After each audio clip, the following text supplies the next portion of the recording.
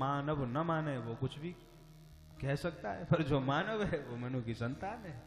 मनु पुत्र होने से, मनु के वंशज होने से हम सब मानव कहलाए।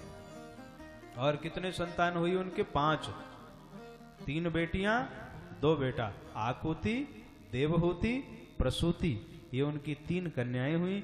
2 पुत्र हुए, प्रियव्रत, उत्तानपाद और प्रियव्रत। 5 संतानें हुई। सबसे पहले मध्यम पुत्री देवहूति का चरित्र सुनाया है। देवहूति जी का विवाह कर्दम ऋषि के साथ में हुआ। कर्दम जी ने बहुत कठोर तपस्या की। कर्दम कौन? जो अपनी इंद्रियों का दमन करे, उसका नाम कर्दम है। देवहूति संसार में सबसे सुंदर है, पर संसार में जो सबसे सुंदर है उसका परिणय भगवान ने किससे कराया? जिसने अपनी इंद्रियों को जीत रखा है।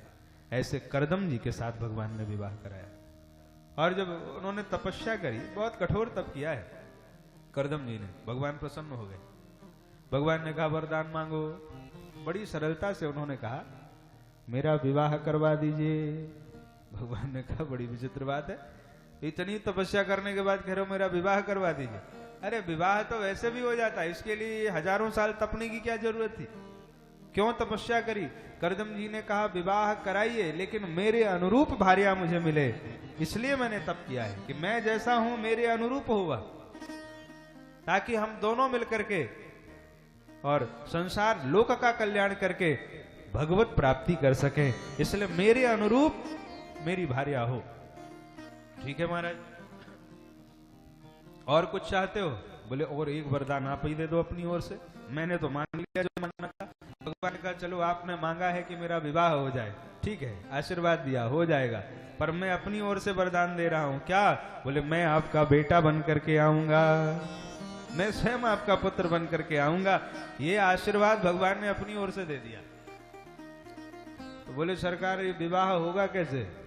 भगवान ने कहा तुम्हें कहीं जाने की जरूरत नहीं है, तुम्हारे ससुर जी बहू को यहीं लेके आश्रम में ही आ जाएंगे, यहीं आश्रम में भजन करो, तुम्हें कहीं जाना वाना नहीं।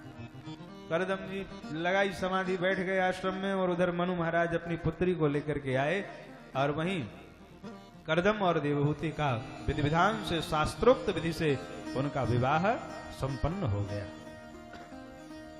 अब विवाह के बाद ही बाबा ने समाधि लगा ली।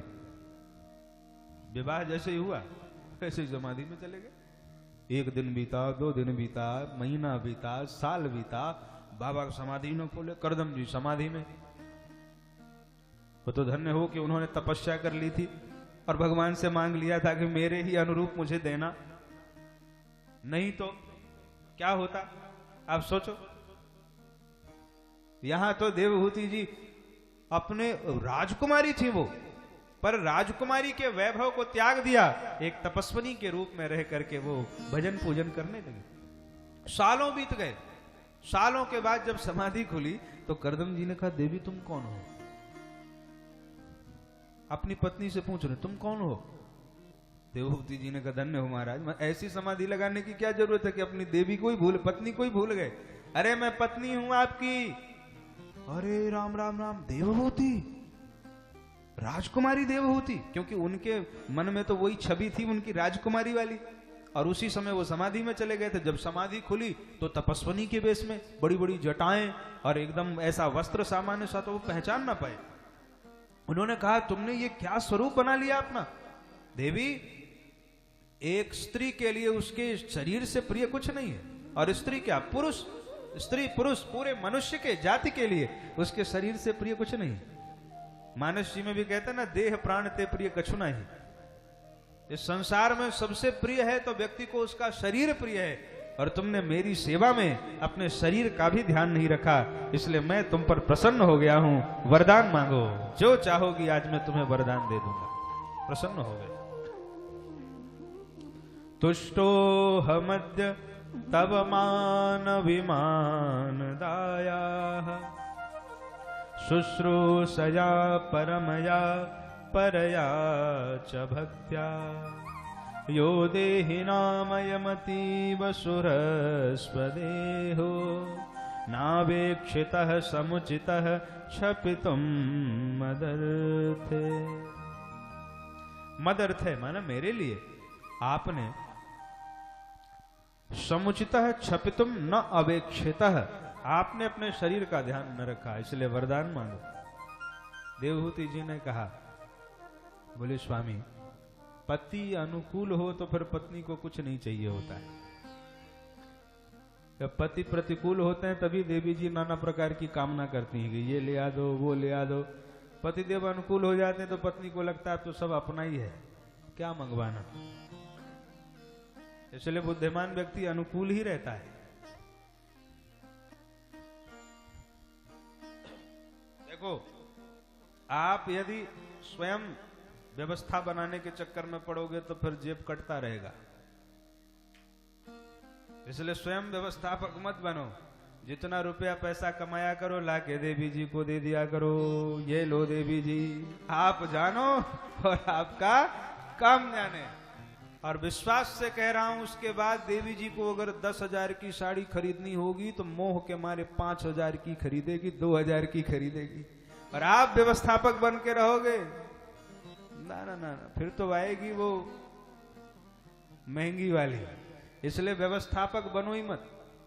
रुपया पैसा सारा लक्ष्मी जी को समर्पित कर दो भाई। हाँ, जो कुछ आए लो देवी जी समर्पित आपको, आप अपने हिसाब से कर। क्यों? ये भी मैं शास्त्र के आलोक में कह रहा हूं। देखिए विवाह में 4 फेरे होते हैं। कितने होते हैं भाई? अब ये 7 तो फिल्मों वाला नाटक हो गया, 7 नहीं, शास्त्र सम्मत 4 फेरे जो शास्त्र हमारा कहता है। शास्त्र सम्मत 4 फेरे विवाह के बताए गए। एक धर्म का होता है, अर्थ का, काम का, मोक्ष का। जब धर्म वाला फेरा होता है तो पत्नी कहती है मैं आगे चलूंगी, आप मेरे पीछे पीछे आइए, मैं आपको धर्म के राह पे चलाऊंगी। इसलिए मैंने कितने लोगों को देखा है जो आके मुझे बताते हैं महाराज जी मैं कभी मंदिर पे नहीं जाता था, पर मेरी पत्नी के कारण आज मैं इतना बड़ा भक्त बन गया कि बिना मंदिर पे जाए मेरा मन नहीं मानता। हजारों ऐसे लोग हैं जिनको पत्नी ने भक्त बना दिया। आप सोचो, हजारों लोग जो हमें मिलते हैं, महाराज जी हम तो इन्हीं को भेजते थे, जाओ कथा सुनो, जाओ ये करो, हम तो अपना काम करते थे, इन्होंने ऐसा हमें रस पकड़ा दिया कि अब हमारा मन भी नहीं मानता। इसलिए उसका नाम पत्नी है। पत्नी माने पतनात् त्रायते, जो पतन से बचाए उसका नाम पत्नी है। तो धर्म का जब फेरा हुआ तो पत्नी आगे आ गई, उसने कहा तुम हमारे पतिदेव से, आप हमारे पीछे पीछे आओ। दूसरा अर्थ का फेरा हुआ, पत्नी आगे आ गई, कहा पतिदेव से पीछे पीछे आओ। अर्थ में भी मैं आगे चलूंगी क्योंकि मेरी व्यवस्था है वो बड़ी अच्छी है। देवी पत्नी जो धर्म पत्नी है वो व्यवस्था घर की बहुत अच्छे से बना देती। काम का जब फेरा हुआ, पत्नी ने कहा मैं आगे चलूंगी, तुम मेरे पीछे पीछे आओ। धर्म में पत्नी आगे चली, अर्थ में पत्नी आगे चली, काम में पत्नी आगे चली, तो पतिदेव ने कहा देवी 3 में तुम आगे चल रही हो, अब चौथा जो मोक्ष का फेरा है इसमें तुम मेरे पीछे आ जाओ तो मैं तुम्हारा परम कल्याण करा दूंगा। इसलिए जो मोक्ष का फेरा चला उसमें पत्नी पीछे हो गई, उसने अपने पति का अनुगमन किया कि मैं धर्म, अर्थ और काम में मैंने आपका सहयोग किया है, अब मोक्ष प्राप्ति में आप मेरा सहयोग कर देना तो हम जो दोनों का जीवन धन्य हो जाएगा। ये व्यवस्था है हमारे यहाँ। इसलिए 4 फेरे बताए गए, धर्म, अर्थ, काम और मोक्ष। अमित दान भरता वैदेही, अनुसुईया जी ने कहा है अमित दान भरता, अमित दान देने वाला है पति। अमित दान माने मोक्ष का दान देने वाला है, पति मोक्ष देने वाला है। तो इसलिए ये व्यवस्था सब बनाई गई।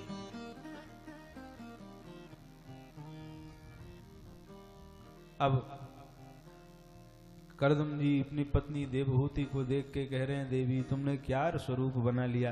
देवहूति जी ने कहा स्वामी जी हमारा श्रृंगार तो आप ही के लिए होता है, जब आप ही समाधि में बैठ गए तो मैं किसके लिए श्रृंगार करूं। इसलिए मैं तपस्या करने लगी, मेरा जीवन आपके जैसा बीतने लगा। तो बोले मैं प्रसन्न हूं, वरदान मांगो।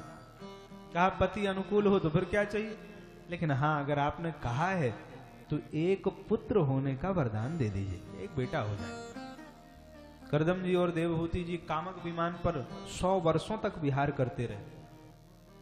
अपने तपोबल से उन्होंने एक मन की गति से चलने वाला विमान प्रकट किया है।